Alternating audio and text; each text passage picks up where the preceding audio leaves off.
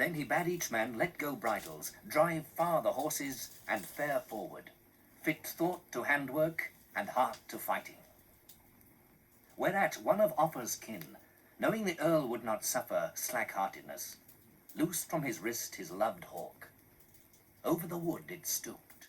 He stepped to battle. By that a man might know this young man's will to weaken not at the war-play. He had taken up weapons. Eadrich also would serve the earl, his lord, in the fight. He went forth with spear to battle. His spirit failed not, while he with hand might yet hold board and broadsword. He made good his boast to stand fast in fight before his lord. Then Byrhtnoth dressed his band of warriors. From horseback taught each man his task, where he should stand, how keep his station. He bade them brace their linden boards aright, fast in finger grip, and to fear not.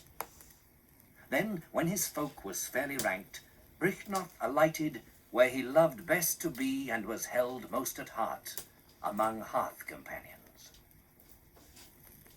Then stood on strand and called out sternly a Viking spokesman. He made speech, threat in his throat, threw across the seaman's errand to the earl, where he stood on our shore. The swift-striking seafarers send me to thee. Bid me say that thou send for thy safety rings, bracelets. Better for you that you stay straight away our onslaught with tribute, than that we should share bitter strife. We need not meet if you can meet our needs. For a gold tribute a truce is struck. Art captain here? If thou takest this course, art willing to pay thy people's ransom, wilt render to Vikings what they think right, buying our peace at our price. We shall with that tribute turn back to ship, fare out on the flood, and hold you as friends. Byrhtnoth spoke. He raised shieldboard, shook the slim ash spear, shaped his words. Stiff with anger, he gave him answer.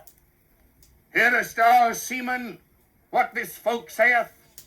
Spears shall be all the tribute they send you, viper-stained spears, and the swords of forebears, such a haul of harness as shall hardly profit you. Spokesman for scavengers, go speak this back again.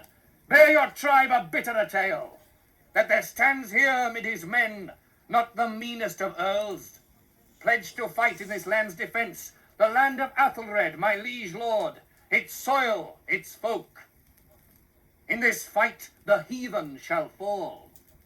It would be a shame for your trouble if you should with our silver away to ship without fight offered.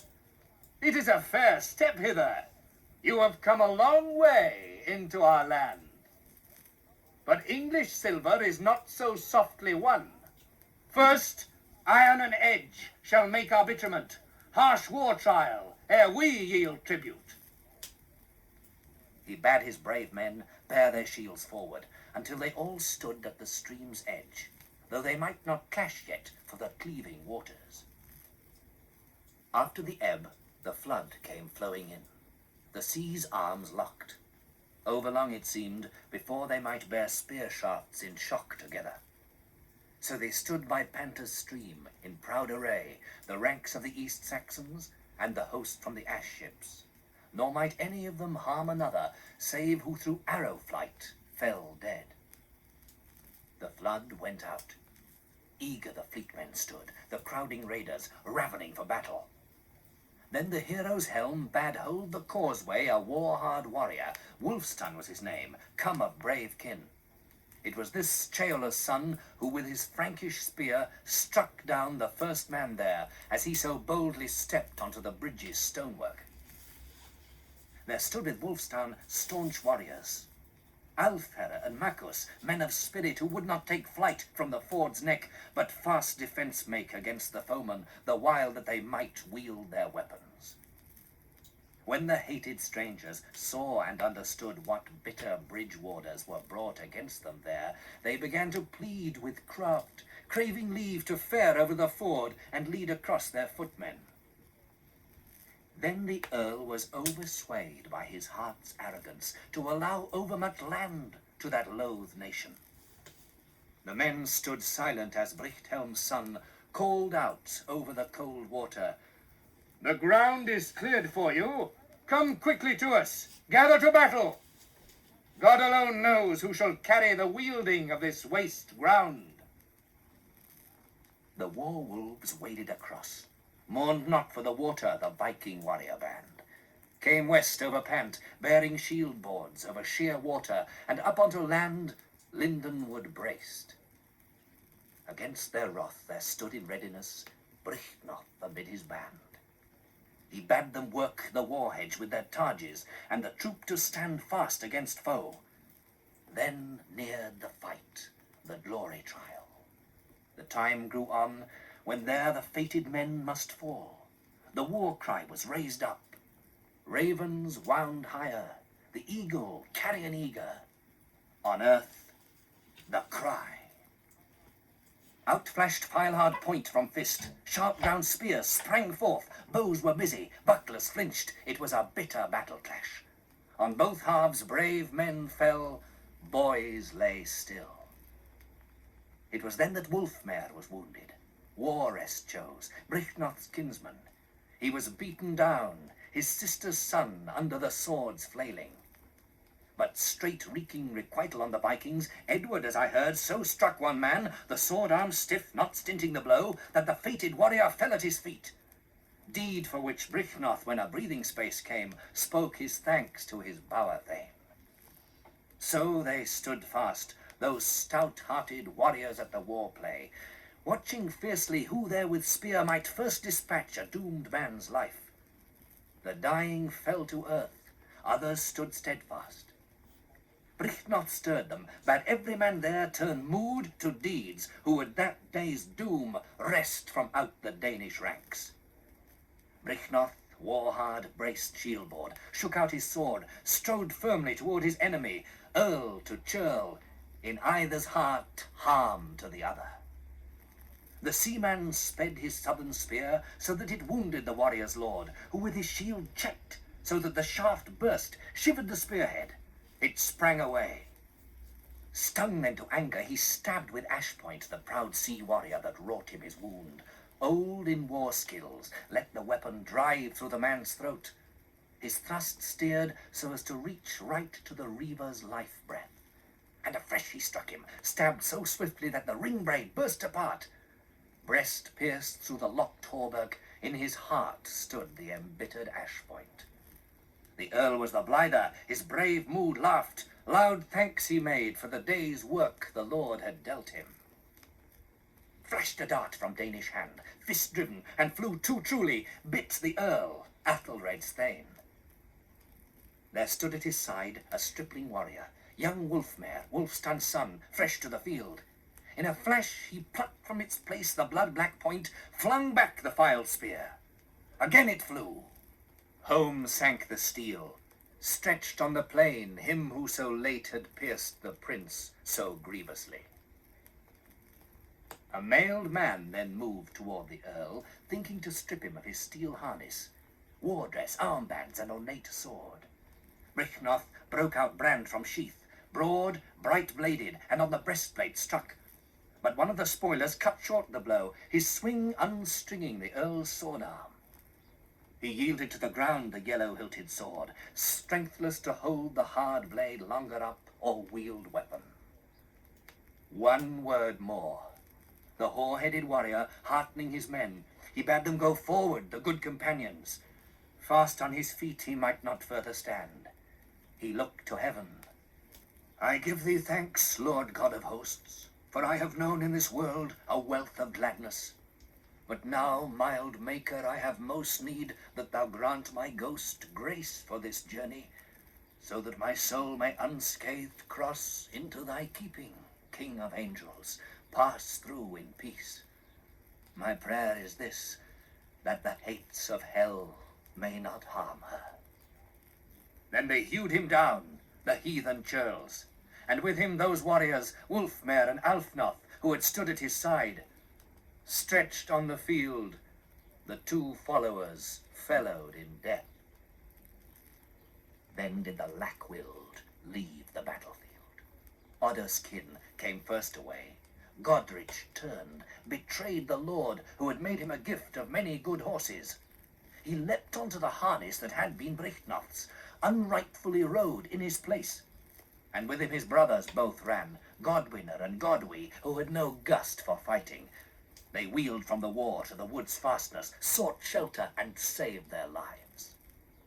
And more went with them than were at all meet, had they called to mind the many heart claims Byrhtnoth had wrought them, worthying them. This Offa had told him on an earlier day at the council place when he called a meeting, that many gathered there who were making brave speeches would not hold in the hour of need. And now the folk's father had fallen lifeless, Athelred's earl. All the hearth-sharers might see their lord lying dead. Proudly the thanes pressed forward. Uncowed, the warriors crowded eager for one of two things. Each man wanted either to requite that death or to quit life. Alfric's son sped them on, a warrior young in winters. His words rang keen in the air. Alfwine called out, "Remember the speeches spoken over mead, battle vows on the bench, the boasts we vaunted, heroes in hall against the harsh war trial. Now shall be proven the prowess of the man. I would that you all hear my high descendants. Know that in Mercia I am of mighty kin, that my grandfather was the great Alhelm, wise earl, world-blessed man. Shall the princes of that people reproach Alfwine that he broke from the banded bulwark of the Angles to seek his own land, with his lord lying felled on the field? Fiercest of griefs, beside that he was my lord, he was allied to me in blood." Then he advanced on the Viking, intent on vengeance. Straight his spear point sprang at a man among the press of pirates, pitched him to the ground, killed outright. Then he called to his companions, friends and fellow thanes to come forth to battle. Offa spoke, shook his ash spear. "In right good time dost thou recall us to our allegiance, Alfwine. Now that the earl who led us lies on the earth, we all need, each and every thane, to urge forth the other warriors to the war, while weapon lives quick in a hand, hardened blade, spear, or good sword. Godrich, the coward son of Odda, has undone us all. Too many in our ranks, when he rode away on Byrhtnoth's big horse, believed it was the earl, and we are scattered over the field. The folk is split, shield wall shattered. Shame on that defection that has betrayed into retreat the better half of the army." Linden board high lifted, Leofsuno stood. From the shadow of his shield shouted out this answer: "I swear that from this spot not 1 foot space of ground shall I give up. I shall go onwards, in the fight avenge my friend and lord. My deed shall give no warrant for words of blame to steadfast men on Stour, now he is stretched lifeless, that I left the battlefield a lordless man, turned for home. The irons shall take me, point or edge." Angrily he strode forth, and fought very fiercely. Flight was beneath him. Dart brandished, Dunera spoke, bidding his brothers avenge Byrhtnoth. The humble churl called out over all, "A man cannot linger when his lord lies unavenged among Vikings, cannot value breath." So the household companions, careless of life, bore spears to battle and set to bitter fighting. They went out into the press, praying God that among their enemies they might so acquit themselves as to redress the death of their dear lord. The hostage lent them help willingly. He was a Northumbrian, of a hard-fighting clan, the son of Edgeleave, Ashfa his name. Wavered not at the war-play, but while he might, shot steadily from his sheaf of arrows, striking a shield there, or shearing into a man, and every once in a while wounding wryly. At that time long Edward still led the attack, breathing his readiness, rolling out boasts that nothing would budge him now that the best man lay, nothing force him to flee 1 foot of ground. He broke the board wall, burst in among them, wrought on the sea wreckers a revenge worthy his gold-giving lord before the ground claimed him. So did the noble Atherich, another of our company. He too fought fixedly, furious to get on, Sibert's brother. And so did many another, cleaving in halves the hollow shields. Board's border burst asunder, corslet sang its chilling song. How they beat off the blows. At the battle's turn, Offa sent a seafarer stumbling to the ground, but crippling strokes crushed down, and Gad's kinsman was grounded also. Yet Offa had made good his given word, the oath undertaken to his open-handed lord, that either they should both ride back to the Burg stockade, come home whole, or harry the Danes till life leaked from them and left them on the field. Thane-like he lay at his lord's hand. Then was a splintering of shields, the sea-wolves coming on in war-whetted anger. Again the spears burst breastlock, breached life-wall of weird singled men. Wistan went forth, but Worstan fathered, fought with the warriors where they thronged thickest. 3 he slew before the breath was out of Offa's body. It was a stark encounter, but they stood their ground. The warriors in that fight fought till wounds dragged them down. The dead fell. All the while, Eadwald and Oswald his brother cried on their kinsmen, encouraging them to stand up under the stress, strike out the hour, weaving unwavering the web of steel. Then Byrhtnoth spoke, shook ash spear, raised shield-board. In the bravest words this hoar companion handed on the charge. Courage shall grow keener, clearer the will, the heart fiercer as our force faileth.